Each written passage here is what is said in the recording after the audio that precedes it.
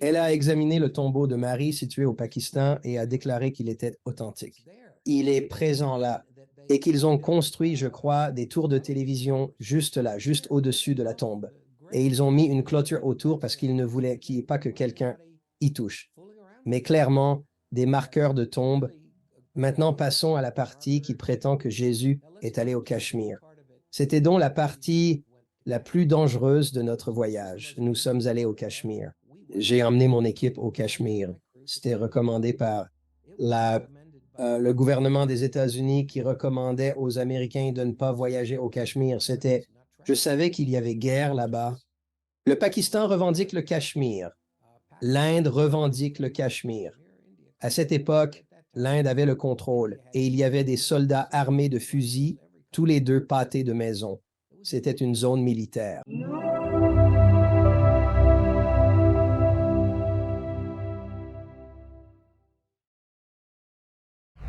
Je suis ravi d'accueillir dans l'émission Paul G. Davids. Comment ça va, Paul? Je me porte bien.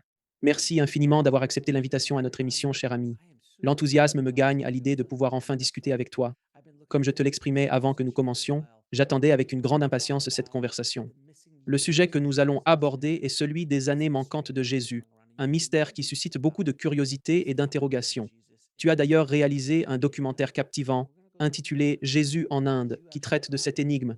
Nous allons donc ensemble nous aventurer dans ce terrier du lapin, car tu as réellement parcouru de nombreux pays et mené une enquête approfondie pour éclaircir ce sujet. Suivi cet auteur qui a rédigé un autre ouvrage sur le même thème et qui a cherché à trouver des réponses partout dans le monde.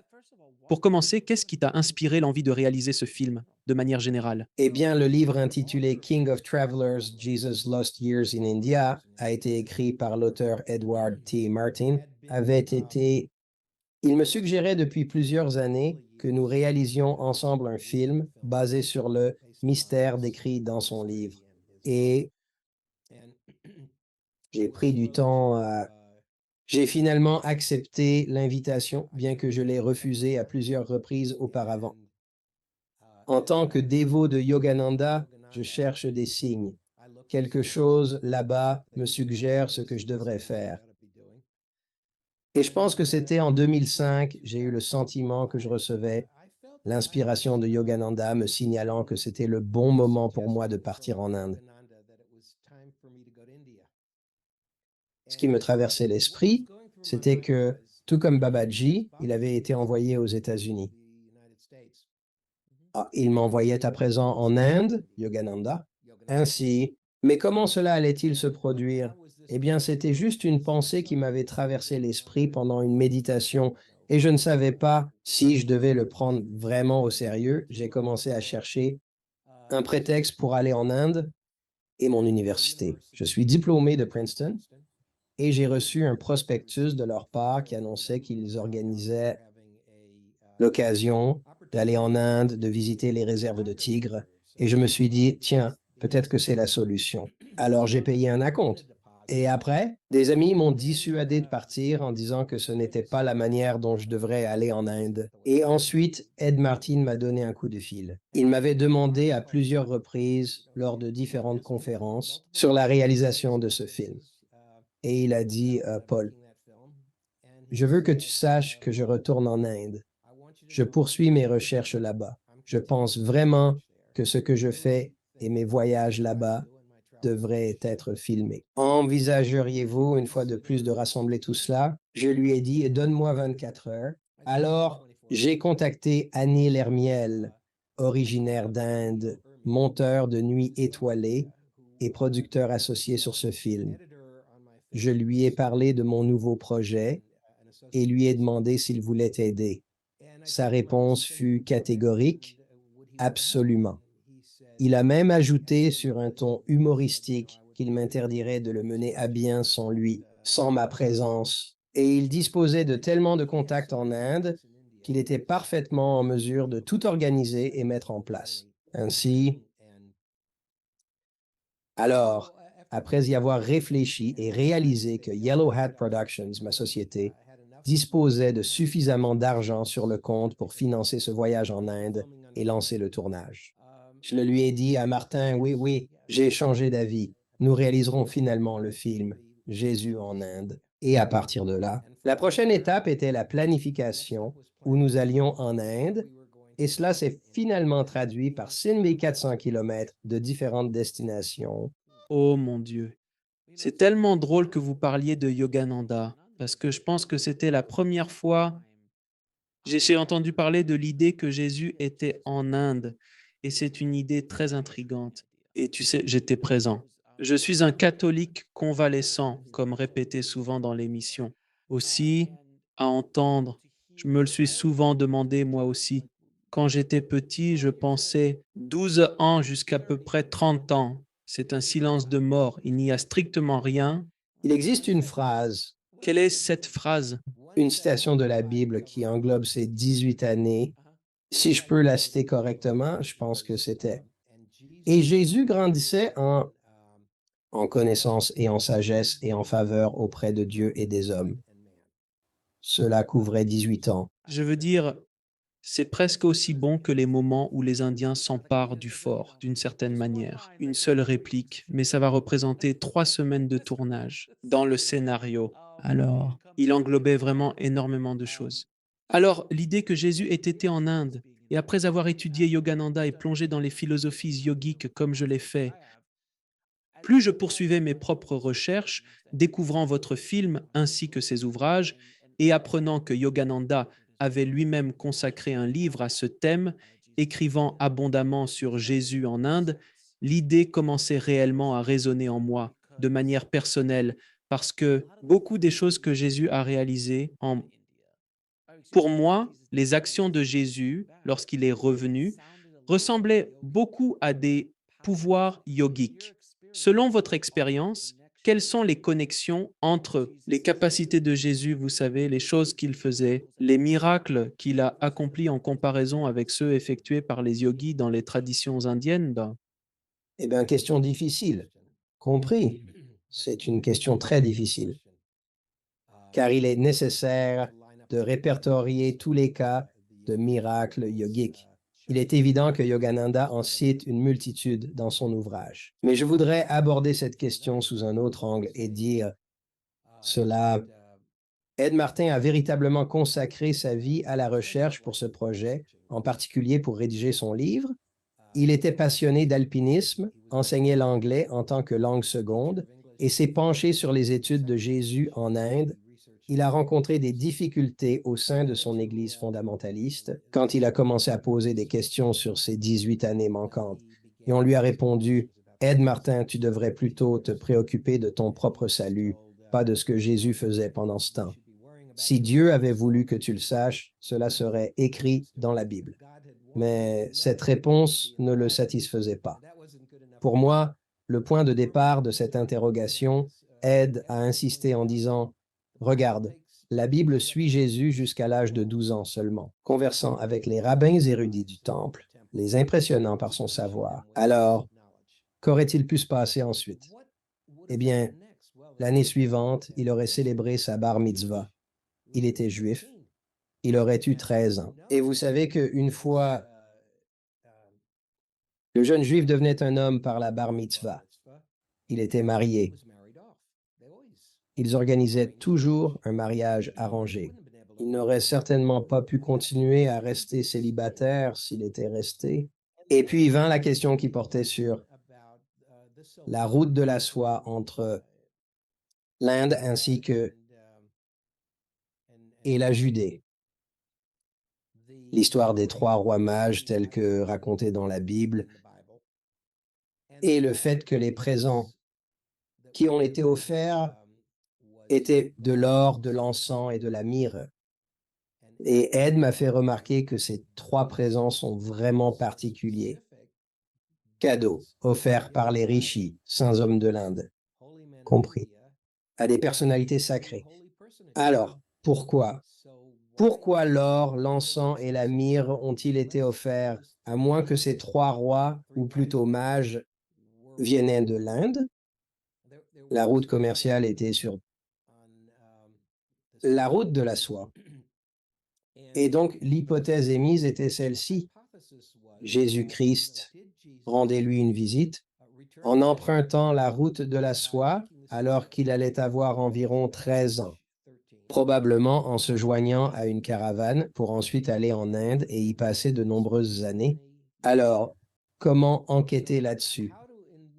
Eh bien, il y avait de nombreuses méthodes, évidemment. C'est comme une affaire non résolue vieille de 2000 ans et vous ne pouvez pas absolument le prouver. Alors vous suivez l'adage qui dit là où il y a de la fumée, il y a du feu. Alors vous cherchez la fumée. Où est la fumée? Eh bien, l'un d'eux est la présence du temple de Jagannath, à Puri, si ma mémoire est bonne, situé en Inde.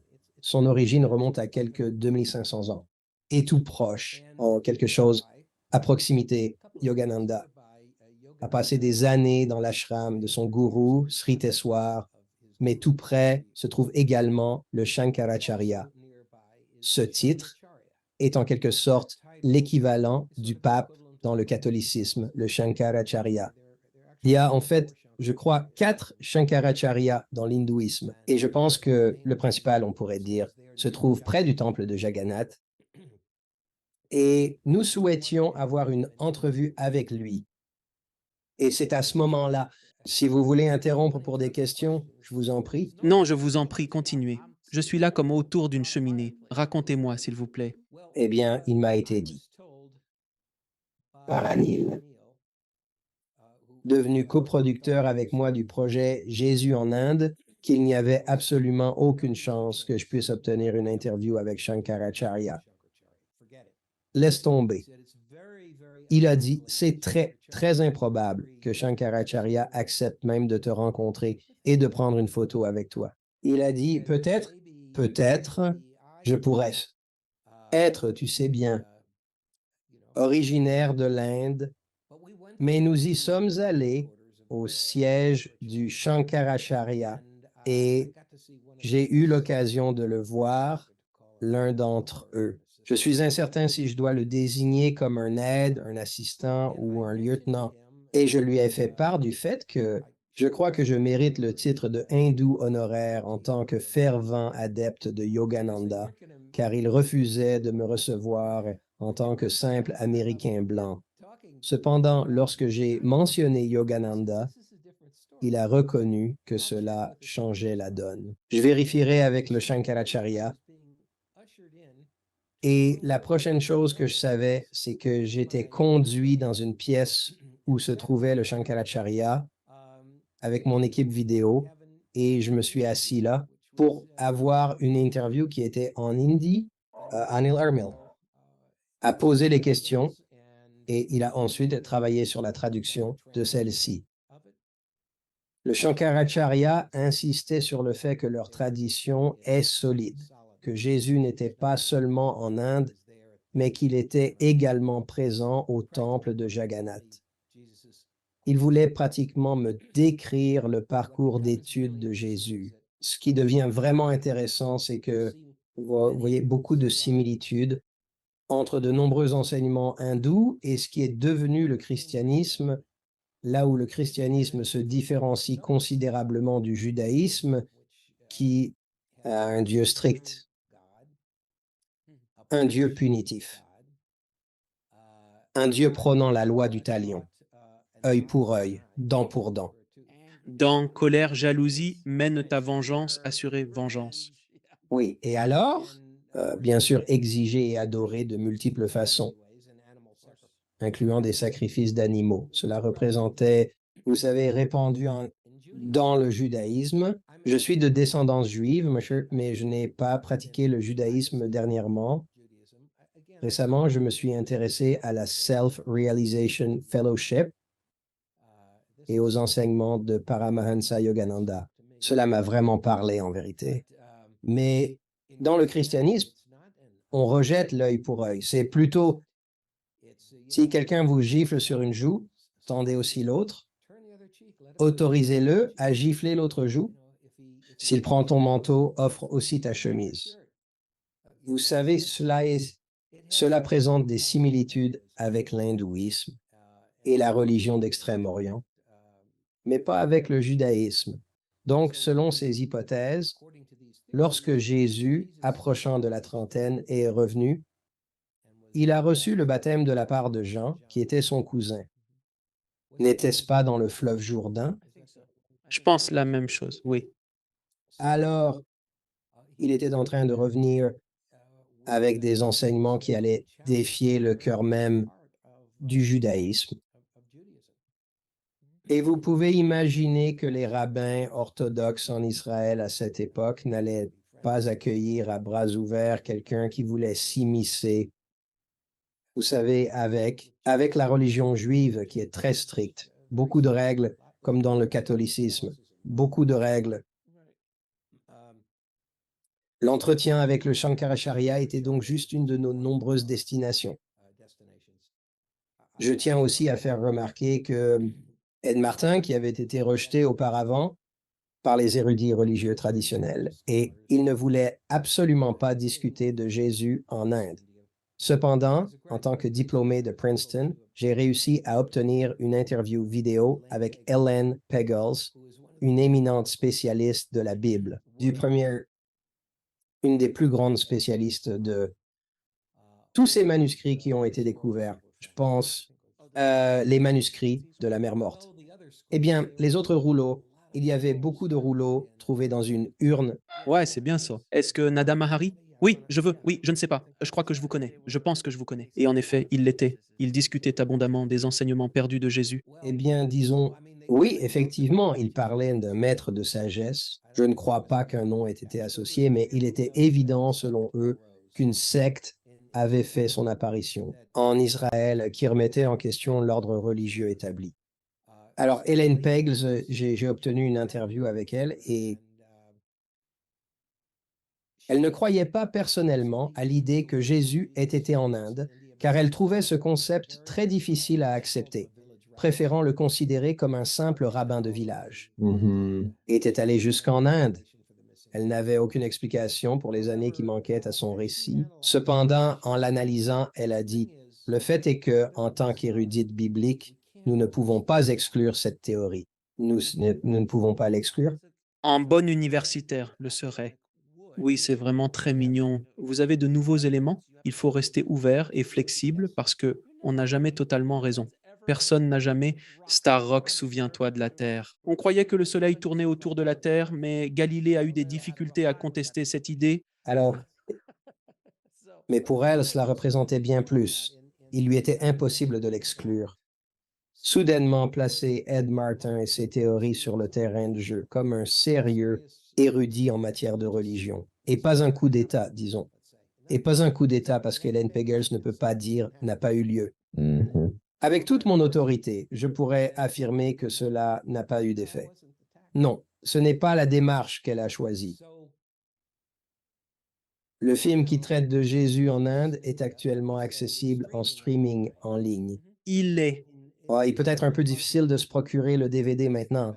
L'avantage avec le DVD, c'est qu'il y avait beaucoup de contenu bonus, mais le film est en streaming gratuitement avec plusieurs de mes autres films, car j'ai réalisé, je pense, 12 longs métrages à ce jour, beaucoup sur des sujets controversés qui, je crois, intéresseraient beaucoup vos auditeurs. Mais j'ai maintenant créé mon site Internet. Le site web, c'est pauldavids et tenartist.com. Il présente mes tableaux, il y a des centaines de mes peintures, mais maintenant, lorsque vous allez dans le menu, le deuxième, la catégorie est film en streaming et il expose, je crois, les affiches de 12 de mes séries télévisées. Si vous faites défiler la page vers le bas jusqu'à la section Jésus en Inde, vous y trouverez un lien associé. Et j'ai un problème de mémoire. Je crois que c'est sur Amazon. Et faites cela c'est sur Amazon, visible gratuitement là-bas aussi. Nous avons travaillé dessus pendant des années et vraiment raconte toute l'histoire avec toutes les preuves que nous avons pu rassembler. Et il y en avait beaucoup. Alors laissez-moi vous demander, lorsque Jésus était en Inde, à cette époque, dans votre film, il était insinué qu'il a marché sur les pieds de quelques prêtres hindous, ainsi que sur ceux d'un soi-disant fauteur de troubles, parce qu'il commençait à remettre en question les idées du système de castes. Et c'est donc cela L'injustice qui réside au sein même des traditions hindoues. Nos recherches suggèrent qu'il aurait peut-être été préférable pour lui de fuir où il se trouvait. Vraiment un fauteur de troubles, ce gamin Jésus. Oui, Oui. Et puis, ben, l'histoire raconte qu'il s'est rendu sur le lieu de naissance du Bouddha. je ne sais pas, hein, peut-être pas, pas certain. C'était vraiment très intéressant d'apprendre à propos du rouleau manquant, très haut, au Ladakh, qui est, je ne sais pas, à environ 4167 mètres d'altitude dans l'Himalaya. Il y a un monastère bouddhiste, le monastère de Hémis.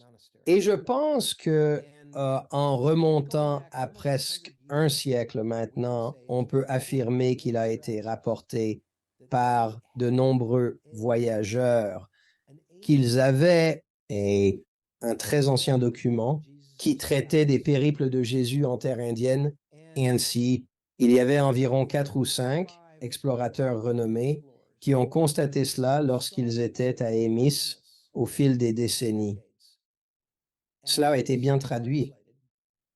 Vous pouvez trouver le document et il commence juste après cela. La crucifixion. Ai-je bien compris? Eh bien, je sais que c'est une sorte de retour en arrière après la crucifixion qui traite de ses voyages en tant que jeune homme en Inde. Et là, c'est toute l'histoire et les détaillés concernant l'utilisation des routes commerciales et avec qui il a rencontré et comment le christianisme a évolué à partir de ses voyages et de son exposition à l'hindouisme et au bouddhisme. Nous souhaitions, bien entendu, voir cela de nos propres yeux, le manuscrit, afin de confirmer qu'il existait réellement. L'une des personnes, vous voyez, c'est là que je n'ai pas tous les noms immédiatement sur le bout de la langue. C'est entendu. Il y avait l'explorateur russe Nicolas, quelque chose comme ça. Oui, son nom de famille, ça m'échappe en ce moment, mais Je crois qu'il était le premier. Il était là-haut et il s'est cassé une jambe pendant qu'il y était et a dû y passer plusieurs semaines pour se rétablir. On lui présenta alors un document. Et puis, il y avait ce fameux grand peintre russe. Encore une fois, le nom commence par Nicolas, et je m'excuse auprès de vos auditeurs. C'est sur le bout de la langue. Mais il a affirmé qu'il avait également vu le document en question et a confirmé sa présence. Plusieurs autres personnes de renom ont aussi fait état de l'avoir vu. Eh bien, quand nous y sommes allés, on nous a montré la zone où pourrait se situer le document, s'il s'y trouvait, sans qu'il confirme sa présence. J'ai dit, ce sont nos anciens documents et ils sont enfermés ici.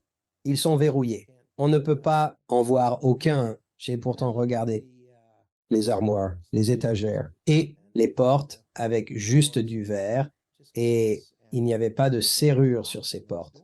Ce qu'il y avait, c'était un morceau de laine, juste noué, fermé. N'importe qui aurait pu y glisser des ciseaux. Et non, parce que le supérieur du monastère était parti il y a des années en laissant des instructions que personne ne devait ouvrir. et voilà donc. Et ils ont dit, en attendant son retour, eh bien, croyez-moi, oui, avec les problèmes qui se déroulaient au Tibet et les communistes chinois, on ne savait même pas s'il était encore en vie. Allait-il jamais pouvoir revenir? Nous avons eu une conversation avec l'un des moines sur place qui a dit, écoutez, il a entendu l'histoire dehors à maintes reprises au fil des ans. Il a dit qu'un problème résidait dans le fait que si nous devions confirmer cela, ce document est très ancien.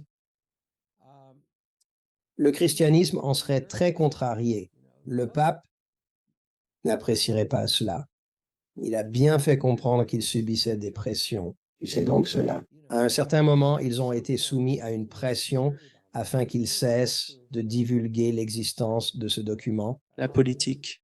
La politique, si vous voulez. mais sa formulation. Il était tout à fait clair que ils avaient en leur possession le document. Cependant, ils tournaient autour du pot quand il s'agissait d'en parler. Cela, et c'est vraiment intéressant parce que, je veux dire, moi, je viens tout juste de rentrer d'un périple au Vatican Et sachant que tu as également fait cette expérience, et en déambulant à travers le Vatican, en explorant le musée et en parcourant l'intérieur de la basilique Saint-Pierre. Et pendant que je regardais tout autour de moi, une pensée m'est venue: mon Dieu, c'est incroyablement différent de tout ce que j'aurais pu imaginer. N'a absolument rien à voir avec ces enseignements. Il s'agit entièrement de conserver le pouvoir, de maintenir le contrôle. Et cela et ce que j'ai observé, et je ne sais pas si vous l'avez également remarqué, mais je suis convaincu que vous avez aussi fait la visite du musée, l'embarras de l'abondance des richesses. Qu'est-ce que au fait, puis-je interrompre un moment pour dire que je me suis souvenu de qui est Nicolas Notovitch? Le nom de ah voilà, exactement, oui, c'est bien cela, le tout premier Russe. Je n'ai pas encore le nom de la personne concernée. Ça vous reviendra, mais alors que je passe au crible. Mais alors que je déambule dans ce musée, je me dis: «Mon Dieu, c'est incroyable. Combien n'ont-ils donc pillé au fil des siècles?» Car ils possèdent des objets provenant de toutes sortes de cultures différentes. Je me demande: «Comment diable ont-ils fait pour obtenir tout cela? Comment ont-ils pu accumuler autant?» Et puis, oh, voici les fameuses fresques de Raphaël. Michel-Ange a réalisé cela, c'est tellement impressionnant, et je pense que c'est uniquement ce qu'ils choisissent de montrer. Alors, n'essayons même pas d'imaginer les archives et les trésors cachés dans la bibliothèque en dessous, au Vatican. Combien de connaissances ont-ils donc pu accumuler au fil des siècles et peut-être même délibérément cachées? Qui sait? Enfin, il y a beaucoup d'affirmations selon lesquelles il possède des documents attestant que Jésus, mais cela ne correspond pas à la version officielle. Alors, cela ne va pas se produire. Je veux dire, j'étais présent au Vatican et j'ai eu une entrevue avec Monseigneur Corrado Balducci. Oui, qui était l'exorciste principal pour Jean-Paul II.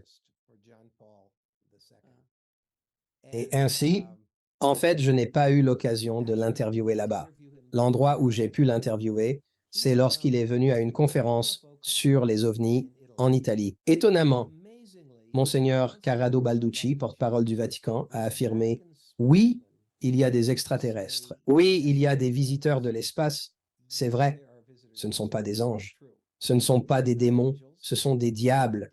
Ils ne sont pas diables. Dieu a créé beaucoup de biens immobiliers. Aurait-il gaspillé tout cet espace avec toutes les autres planètes et étoiles? Et il a dit que nous devrions accepter cela. Nous devrions les accueillir. Nous pourrions avoir un rôle à jouer pour les convertir. Bien sûr, il est nécessaire de les convertir, évidemment. Mais il saurait qu'elles sont bien réelles. Eh bien, la dame qui m'a invité à assister à une conférence, Paula Harris, qui est d'origine italienne. Harris est son nom de mariage. Je lui ai dit que je réalisais ce film, Jésus en Inde. Croyez-vous qu'il serait possible que je décroche une interview avec Corrado Balducci à propos de l'hypothèse de Jésus en Inde? Et elle a répondu: oh mon Dieu, certainement pas. Ne tente même pas cela, Paul. Elle a insisté. N'essaie même pas d'aborder le sujet avec lui.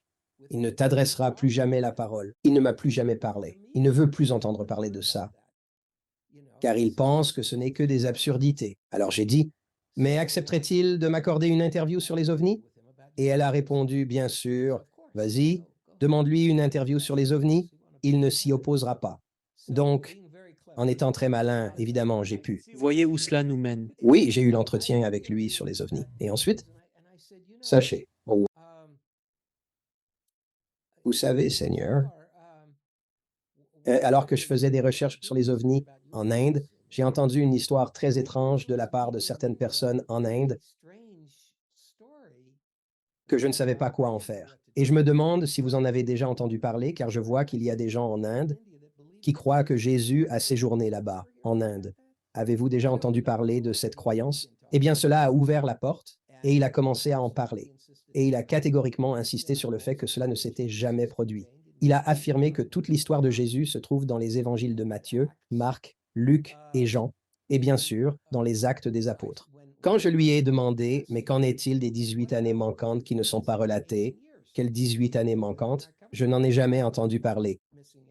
Je n'en ai jamais entendu parler. Non, toute l'histoire, elle est là. Et ensuite, j'avais un traducteur là-bas qui lui a redemandé: mais monseigneur, non, ça passe dans la Bible de 12 ans à... Et lui, il a juste les a balayés d'un revers de la main en disant: non, ça, je n'en ai jamais entendu parler. Non. Et puis il a dit: cette histoire de Jésus en Inde, il a dit: c'est faux, faux, faux. Ouais, vous le dites en italien. Et lorsque j'assemble les pièces du film, j'ai parlé avec le Shankaracharya qui a confirmé absolument. que c'est vrai. Nous savons que c'est le cas. Oui, Lily serait extrêmement stupide à ce sujet. Et puis, il y a eu des allers-retours incessants avec des mois, voire des années, à répéter faux, faux, faux. Ainsi, on constate clairement la divergence des points de vue. Cependant, je tiens à souligner que, au moment où j'ai quitté l'Inde, j'étais pleinement convaincu de la véracité de toutes les choses que nous avons pu rencontrer et découvrir. Et ce n'est pas tout. Il y a également l'autre versant de l'histoire. Si vous le souhaitez, la partie de l'histoire qui est considérée comme dangereuse au regard de l'orthodoxie chrétienne. Et la théorie, la conjecture que Jésus a survécu à la crucifixion. Ce n'était pas la fin de son existence physique dans son corps humain.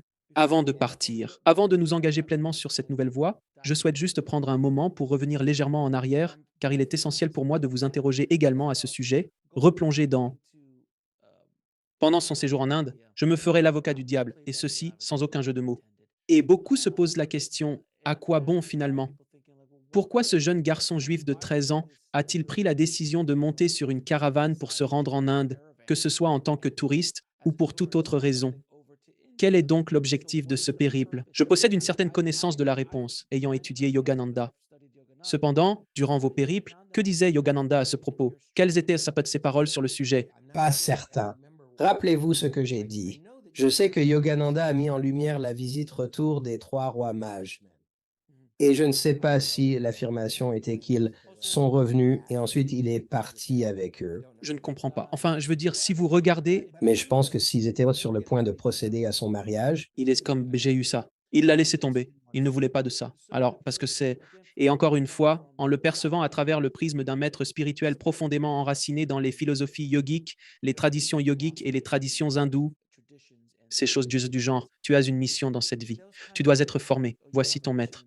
Tu dois être formé en ceci, cela et cela, parce que c'est pour cela que tu es venu ici, et cela leur est révélé au moment opportun. Tout comme cela l'a été pour Yogananda, tout comme cela l'a été pour Yukteswar, pour Lahiri Mahasaya, pour Babaji. Et cette lignée dont nous parlons dans ce contexte, c'est une lignée très restreinte, extrêmement puissante, mais néanmoins restreinte. Il existe tant de lignées différentes de yogis, de pratiquants, et de maîtres qui finissent par devenir des maîtres ascensionnés. Mais cela, encore une fois, à cause de ce savoir que j'avais quand j'ai entendu l'histoire, genre, ah oui, les trois rois, aussi connus sous le nom des trois mages, sont revenus, eh bien c'est l'heure de ton entraînement. Allons-y. Alors, ils l'ont emmené en Inde. Et puis, j'ai entendu dire, et je ne sais pas si tu es au courant, qu'il est allé également en Égypte et qu'il a même fait un voyage jusqu'au Népal, dans la région de l'Himalaya au Tibet également. As-tu entendu parler de cela? pas l'Égypte, juste l'Égypte quand il était enfant, c'est dans la Bible, mais le Népal, le Tibet, c'est très intéressant. Peinture ancienne représentant Jésus au Tibet avec je veux dire, c'était clairement au Tibet. Bien entendu, je ne suis pas en mesure de déterminer si cela remonte à des milliers d'années ou peut-être seulement à quelques centaines. Mon supposition était uniquement fondée sur les légendes. Toutefois, un aspect particulièrement captivant dont nous n'avons pas encore discuté est la connexion entre le christianisme et l'Inde. Mhm, d'accord. Par l'entremise de saint Thomas. Intéressant. Donc cela, après la crucifixion christique. À un moment donné, Thomas est allé en Inde. C'est absolument un fait avéré. Il y a eu. Les Thomas chrétiens en Inde sont remarquables. En fait, mon assistant réalisateur sur le projet cinématographique était Thomas, un dévoué Thomas Christian, et se trouve à Chennai. Elle s'appelait Madras avant, et je crois qu'elle est maintenant nommée Chennai, ou c'est peut-être l'inverse. Ils y possèdent non seulement l'église chrétienne originale dédiée à saint Thomas, qui elle a été restaurée, c'est certain. Je veux dire qu'elle a dû être remise en état, mais son emplacement d'origine est préservé. Les fondations d'origine subsistent. Elle abrite des artefacts extraordinaires. Nous y avons filmé et il y a une basilique majestueuse en hommage à saint Thomas, la basilique de saint Thomas à Chennai. Et pourquoi? Pourquoi Jésus l'a envoyé en Inde? Mais pourquoi donc? Pour diffuser la bonne parole, pour répandre ses enseignements en Inde. Et cela a fonctionné. Je veux dire, sa présence là-bas a posé la fondation du christianisme en Inde. C'est incroyable, n'est-ce pas? Mais cette connexion entre Jésus et l'Inde est bien là, prouvée historiquement par l'apôtre Thomas. Et l'Église catholique elle reconnaît cela car le pape Jean-Paul II est allé à la basilique de Saint Thomas en Inde pour rendre hommage à Thomas. C'est ce Thomas, le Thomas l'incrédule. Qui sait, à moins que je puisse mettre ma main dans, vous savez, Thomas le sceptique est bien allé en Inde. L'Église catholique reconnaît cela. Alors, pour ceux qui sont sceptiques ou moqueurs ou qui rejettent cela, pourquoi cela s'est-il produit? C'est un fait historique. Il y avait cette connexion entre Jésus et l'Inde. C'était important pour lui. C'est aussi le cas. Eh bien, cela nous conduit donc à cette deuxième partie de l'histoire que vous ne souhaitiez pas encore évoquer. Non, partons immédiatement. D'accord. Et permettez-moi simplement de dire que divisons l'histoire en deux parties. Il s'agit de deux théories différentes. La première concerne spécifiquement les personnes âgées de 18 à 30 ans. Et là, il y a beaucoup de fumée là où il y a du feu. Il y a vraiment beaucoup de fumée à ce sujet. On le voit bien dans le film. L'autre est l'affirmation que Jésus n'est pas mort sur la croix. Il en a été descendu vivant, qu'il était toujours en vie. Ils ont été forcés de le descendre parce que lorsque la journée touchait à sa fin, c'était le sabbat. Il ne pouvait pas, là-haut sur la croix, à ce moment précis. On dit qu'il était sur la croix, quoi, 5 ou 6 heures, alors que normalement, pour ceux qui subissaient la crucifixion, cela prenait bien plus longtemps que cela pour mourir. Et après cela, la lance perçant son flanc, c'est alors que le sang et l'eau se sont écoulés. Eh bien, si la personne était décédée, son cœur ne battrait plus pour expulser les fluides d'une blessure. Avez-vous des questions? Alors, l'idée de certaines personnes est que lorsque Jésus est apparu ensuite aux disciples, cela était véritablement, c'était lui, celui crucifié. Quand il invita Thomas, il dit, touche ma blessure, glisse ta main dedans. Là, j'ai été transpercé.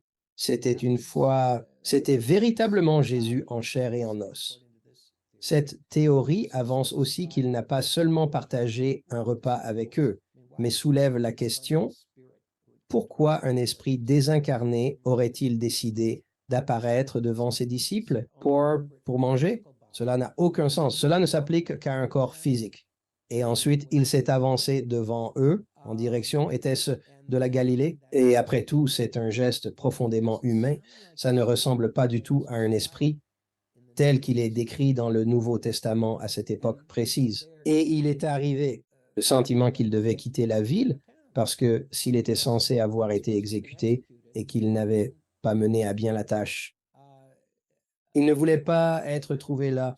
La théorie suggérait qu'il avait agi avec sa mère, Marie, et parti afin de retourner en Inde. Il existe un rebondissement surprenant dans cette histoire, qui est devenu la raison principale pour laquelle l'écrivain Ed Martin a dédié tant d'années de sa vie à l'enquête. Il était dans les corps de la paix en Afghanistan avant les guerres, avant que la Russie n'intervienne, et avant la guerre menée par les États-Unis. Avant cela, il était volontaire du corps de la paix en Afghanistan. Et un jour, il a dit, il avait un goût pour la bière et se rendait là où il était possible d'en obtenir. J'imagine donc que c'était probablement une ambassade américaine, puisque l'alcool devait être prohibé ailleurs. Et là, il y avait une bière qu'il n'avait jamais vue auparavant, appelée Murray Beer, et ça s'écrivait Murree, je crois. Et il a dit, je n'ai jamais entendu parler de ça. C'est quelle bière, ça? Et l'Afghane qui le servait a dit, eh bien, ça vient de Mère Marie. Ça vient de Mère Marie. Parce qu'elle est décédée dans cette ville du Pakistan que nous appelons, a dit, quoi? Vous savez, il y a un tombeau pour elle là-bas. Il y a une sépulture pour elle, monsieur. Quoi? Comment est-ce possible? Ah, oui, oui. Lorsqu'elle revenait en Inde avec Jésus, elle est décédée en chemin au Pakistan. Et ils ont nommé la ville Murray. C'est pour cela que nous avons la bière Murray. La première fois qu'Ed a entendu cette histoire, et il faut comprendre, Ed était vraiment un fondamentaliste. Je veux dire, il a été élevé ainsi.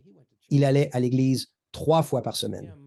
Pour lui, sa vie tournait autour de Jésus et de la compréhension de la vie de Jésus. Quand il a entendu ça, ça lui a complètement retourné l'esprit. Et il s'est dit, ce qu'ils prétendent, Jésus était en Inde. Ainsi commença sa quête. Ensuite, un autre chercheur se joignit, qui est décédée récemment. Et encore une fois, désolé, j'ai oublié son nom, mais elle a écrit un livre sur Jésus au Cachemire. Il soutenait fermement que sa destination ultime était le Cachemire. Et elle a examiné la tombe de Marie située au Pakistan. Elle a affirmé, c'est authentique, c'est là.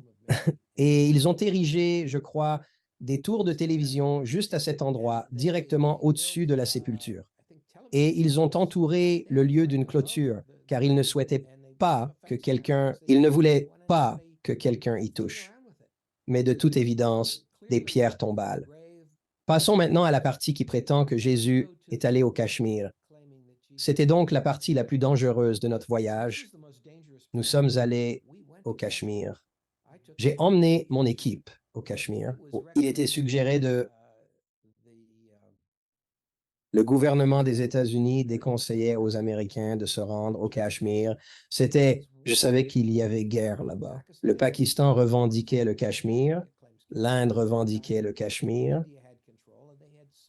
À cette époque, l'Inde avait le contrôle. Il y avait des soldats armés de fusils, tous les deux pâtés de maison.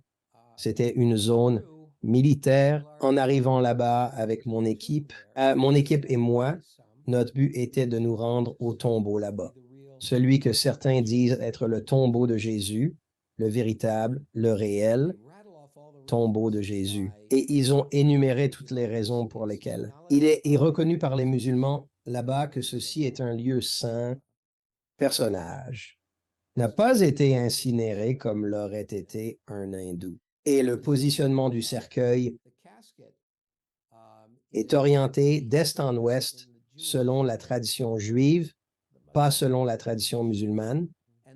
Et il y a là une gravure sur pierre des pieds du prophète montrant la cicatrice de la crucifixion sur le pied. Alors vous commencez à assembler tous ces éléments. Eh bien, quand je suis arrivé, on m'a averti, Paul, toi et Ed Martin, vous ne pouvez pas aller au tombeau. C'est dans un quartier musulman, ils pourraient vous tuer. Alors mon ami et coproducteur Anil, il a conduit les hindous de mon équipe jusqu'au tombeau.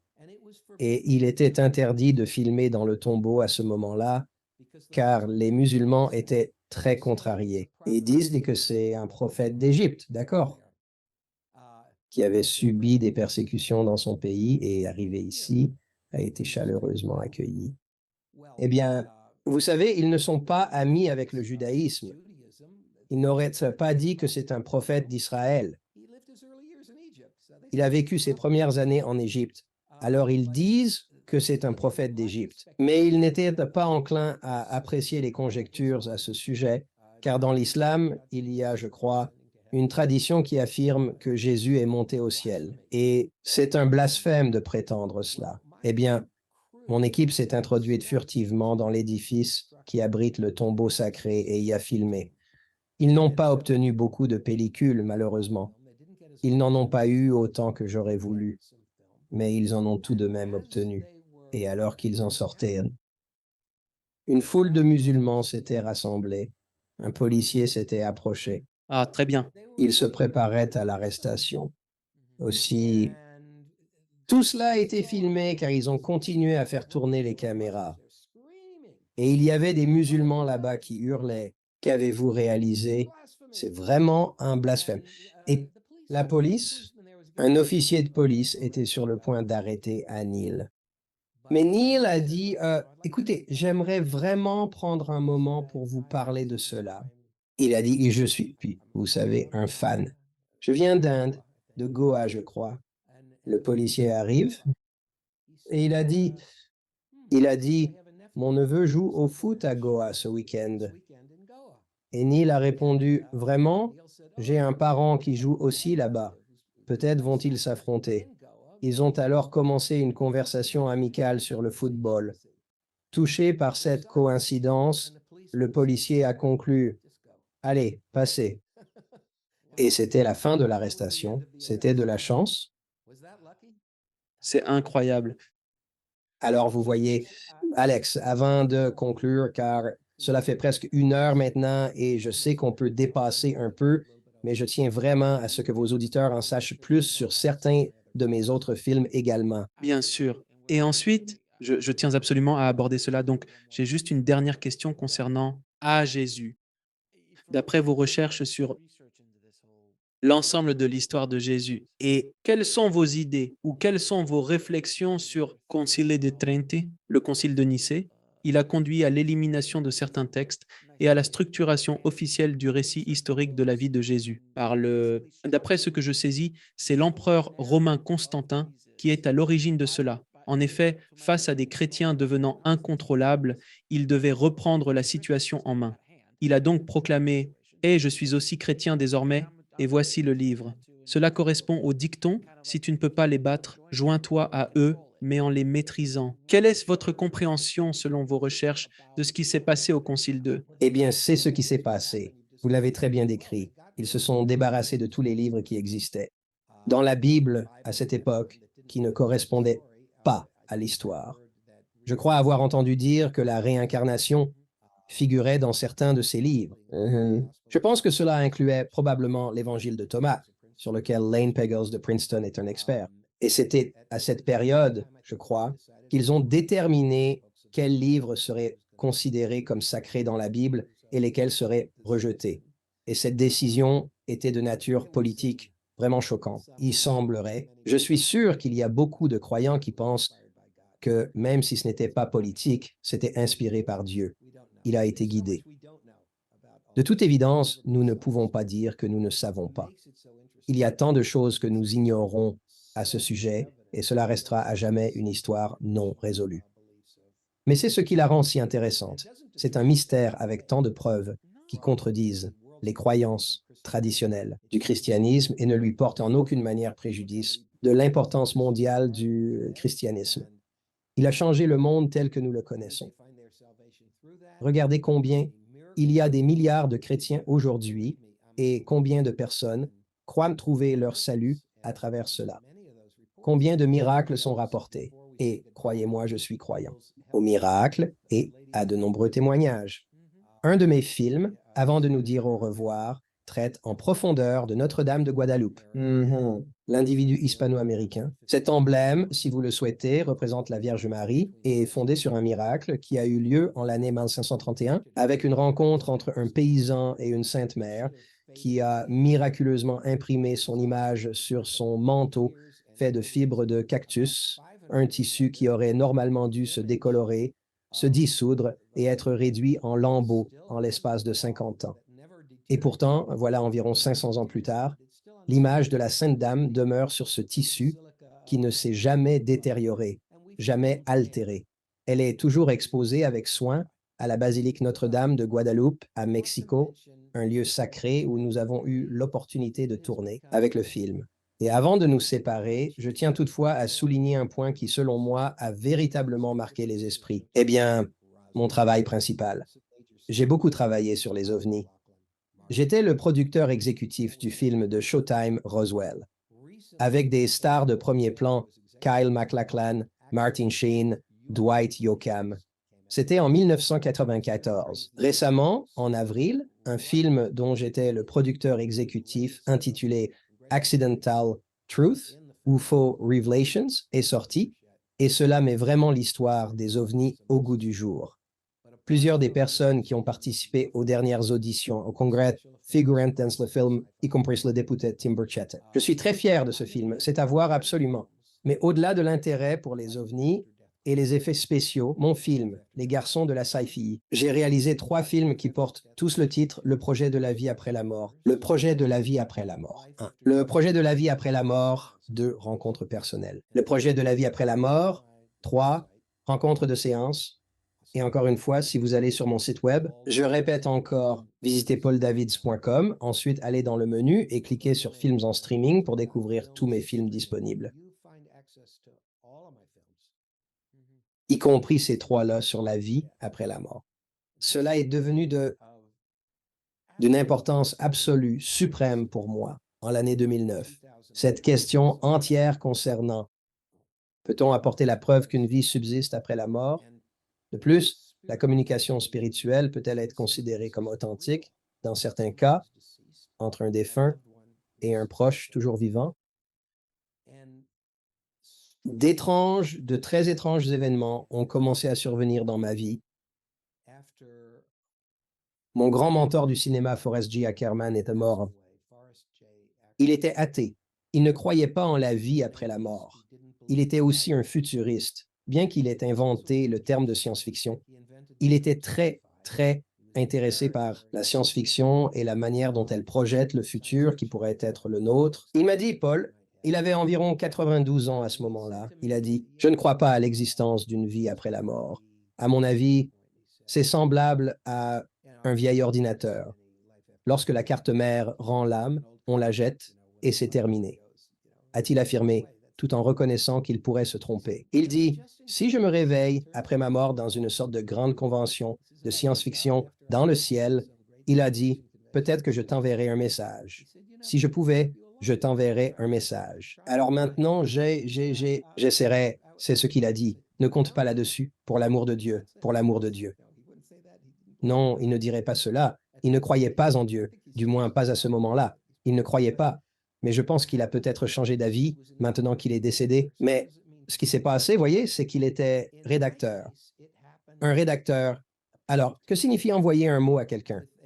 Dans mon cas, cela s'est produit avec un texte, avec un document que j'ai imprimé de l'ordinateur. Je suis sorti. L'encre séchait depuis quelques heures. Je savais que l'encre était sèche. J'étais seul dans la maison.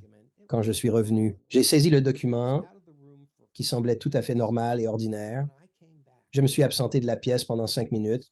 Lorsque je suis revenu, le document avait été stratégiquement ciblé et physiquement altéré. 4 mots avaient été dissimulés par une sorte d'encre ou par quelques substances qui étaient encore humides. Qu'est-il arrivé? Il n'y avait aucune humidité quand j'ai quitté la pièce. Et c'était fait si méticuleusement, il était évident que ces mots avaient été choisis. J'étais seul dans la maison. Qu'en déduis-tu? Moi, je sens la présence d'un fantôme. J'avais peur, vraiment peur au début parce que je ne réfléchissais pas. Tu le sais, à propos de Forey, Forrest J. Ackerman, on l'appelait Forey, et que ça pourrait être lui. Il avait dit qu'il viendrait me voir. Eh bien, si vous regardez le film Le projet Vie après la mort 1, vous verrez ce qui est arrivé dans ma vie à cause de cela, panne de courant, de ces 4 mots, qui est allé au responsable du département de chimie, Université de Purdue. J.C. Gill, qui est maintenant décédé. Et ensuite, le document a été envoyé au College of New Jersey à un chimiste là-bas. J'ai eu des scientifiques qui ont travaillé là-dessus pendant des années et qui se sont éloignés. Non seulement des événements étranges liés à Fari ont commencé à se produire dans leur vie juste en enquêtant là-dessus, mais ils ont déclaré publiquement que la science ne peut pas expliquer cela. Et vous le verrez dans le projet 1 après la vie, cela implique aussi l'éminent scientifique Dr. Gary Schwartz de l'Université de l'Arizona à Tucson est l'auteur de nombreux ouvrages. Il a consacré environ 15 ans à l'étude des médiums, distinguant ainsi les imposteurs de ceux qui ont véritablement un don. Et nous avons filmé quelques-uns de ces derniers dans le projet La vie après la mort, première partie. Et vous verrez, c'est absolument extraordinaire ce qu'ils parviennent à transmettre de... Forrest G. Ackerman, décédé à l'âge de 92 ans. J'ai été son ami pendant la majeure partie de ma vie. Je l'ai rencontré à l'âge de 13 ans. J'avais gagné un concours dans son magazine. J'étais un jeune cinéaste et lorsque je suis arrivé à Hollywood pour étudier au centre de l'American Film Institute pour les études cinématographiques avancées, j'ai passé beaucoup de temps avec Fari, dont la maison était un véritable musée. Alors je dis à vos auditeurs, vous pouvez voir ça gratuitement, c'est incontournable si vous voulez témoigner d'une incroyable collection de preuves que la personnalité, la vie perdure même après la fin du corps, que, où qu'elle soit, sous quelque forme que ce soit, elle peut encore nous atteindre et communiquer avec nous. C'est réel. Pendant la majeure partie de ma vie, je n'y aurais jamais cru, mais cela m'est arrivé. Alors il y a le projet sur la vie après la mort, de ce rencontre personnelle, où j'ai eu des discussions avec environ une vingtaine de personnes venant de divers horizons. Vous savez, bibliothécaires, archéologues, infirmières, médecins, des personnes qui peuvent confirmer qu'ils ont eu des contacts avec des amis et des proches qui sont décédés. Cela est réel quand vous aurez vu le deuxième épisode, cette incroyable richesse de preuves. Et puis, troisièmement, le projet La vie après la mort, 3 rencontres de séances. Les autres sont sur Amazon, celui-ci est sur Tubi et rencontres de séances. Nous avons réellement obtenu la permission de filmer des séances et de mener des recherches paranormales dans la demeure du regretté Forrest G. Ackerman, la maison qu'il possédait. Nous y étions avec une équipe de scientifiques pendant 4 jours et 3 nuits et tout a été filmé en direct. C'est ce que vous verrez dans le troisième volet. Donc, je vous incite, vous qui êtes spectateurs, à explorer cela de plus près. Je tiens à mentionner brièvement un ou deux autres projets. J'ai un projet qui est réalisé totalement pour le plaisir. C'est peut-être une sorte de croisement entre Monty Python et Weird Al, mais ça s'appelle Professeur Hack Hard Drive Pirate l'Univers. C'est sur Tubi. Si vous allez sur mon site web, vous trouverez un lien vers la chaîne Tubi. Et là, c'est moi qui m'amuse. Mon père était professeur à l'université de Georgetown. Et j'ai créé le personnage d'un professeur amusant que j'ai appelé professeur Hack Hard Drive, qui parle en rime de toutes sortes de choses controversées sur le monde moderne fou dans lequel nous vivons aujourd'hui. Ainsi, les tatouages sont l'un des sujets abordés, tout comme Wikileaks et la sécurité aéroportuaire, mariage et divorce. Oui, c'est ça. Cela vaut vraiment la peine d'être vu quand vous avez le temps. Et comme il y a 19 sketchs distincts, chacun dure environ 4 ou 5 minutes, en particulier celui sur les tatouages et un sur le Big Bang, ils sont au début du film. Ça s'appelle Le Professeur Hack Hard Drive Pirater l'Univers. Je vous en suis reconnaissant, je vous en suis vraiment reconnaissant. Je vais insérer un lien vers tout cela dans les notes de l'émission, afin que les gens puissent consulter vos autres travaux. Maintenant, je vais vous poser quelques questions que je pose habituellement à tous mes invités. D'accord. Quelle est, selon vous, la définition d'une vie épanouie? Eh bien, je pense avoir vécu une vie épanouie car je me sentais animé à générer des projets qui ouvriraient l'esprit des gens à des choses qu'ils auraient peut-être tout simplement rejetées ou jamais envisagées, mais des choses qui, je pense, ont du mérite et sont probablement réelles. Certaines de ces choses sont raillées comme des théories du complot, quoi que cela puisse signifier. Je veux dire, l'important, c'est lorsque vous considérez les sujets que j'ai choisis. J'ai sélectionné des thèmes qui élargissent l'esprit sur ce que pourrait être la réalité, contrairement à la pensée conventionnelle. La réflexion nous incite à penser. L'autre aspect important est l'ouverture d'esprit que les différents sujets apportent. Mais la peinture alors? Je suis peintre, j'ai les Vincent, je suis un enfant. Un de mes films porte sur Vincent Van Gogh et s'intitule Nuit étoilée. Ah, j'ai peint maintenant des centaines de... Je viens de faire... Je sais, j'ai toujours eu un talent pour ça. Pourtant, merci. Vous avez parlé de ce qu'est une vie épanouie. Cela a été très enrichissant pour moi de créer ces œuvres de beauté, qui sera l'un de mes héritages. Voilà pour cela. Il y a eu des livres.